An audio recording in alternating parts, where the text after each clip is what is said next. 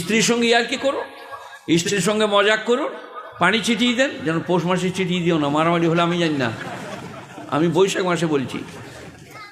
স্ত্রীকে ভালোবাসলে নেকি লেখা হবে, নেক সন্তান জন্মাবে।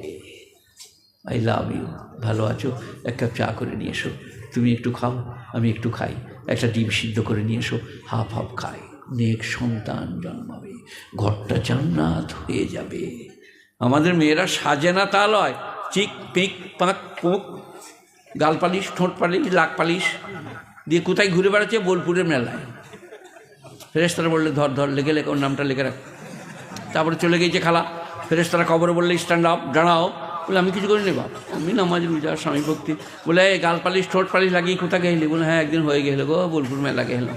বলে এবার রেডি হওয়া, গাল চেঁচে দেবো এবারে, ফাবড়া করে গাঁইতি করে চলবে না। স্বামীর জন্যে গাল পালিশ, ঠোঁট পালিশ, নখ পালিশ, চুল পালিশ, স্বামীর জন্য নেকি লেখা হবে। বিশ্ব নবী বলেছেন, স্ত্রী দেখে যদি স্বামী খুশি হয়, সে বিবি জান্নাতি। আহা হা, কত সহজ। মেয়েদের জান্নাতে যাও, আসসালামু আলাইকুম, ভালো আছেন, একটু চা করে দেবো, মানে বেশ ভালো ভাষায় বলতে হবে তো। আপনি যদি বলেন আসসালাম, ওয়ালাইকুম সালাম, কী বলছো বলো, তোমাকে চা দেবো না কি গো? বলে আর দিতে হবে না, আমার জান ভরে গিয়েছে। তোমার যে ব্যাকরণ, শরৎচন্দ্র চট্টোপাধ্যায়ের ভাষা, মৃত্তিকা বিদ্যবদ না সূচিকা বিদ্যবদ, আমার জান ভরে গেছে। চা খাবো না, মসজিদ যাই, একের করি, তুমি এইখানে থাকো। তাস খেলা হারাম।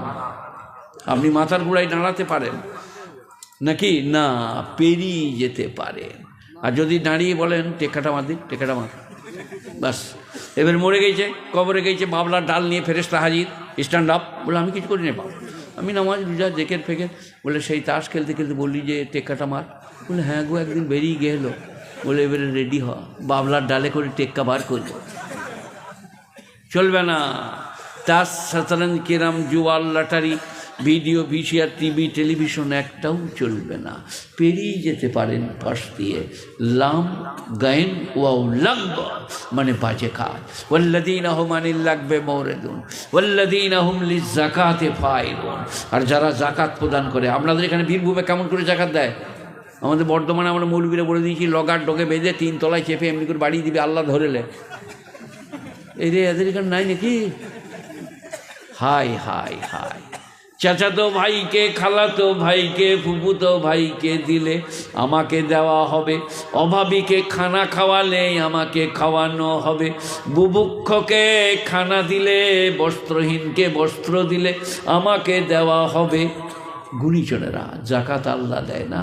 আপনার পারপার্শ্বিক অভাবী গরিব বুভুক্ষ, শতকরা 2.5 টাকা 1 বিঘে ভুঁয়ে যদি কেনেল কর ট্যাক্স, খাজনা, জলকর লাগে, 20 বস্তায় 1 বস্তা। তার থেকেও যদি লম্বা চওড়া জমি হয়, অনেক কিছু লাগে, 40 বস্তায় 1 বস্তা।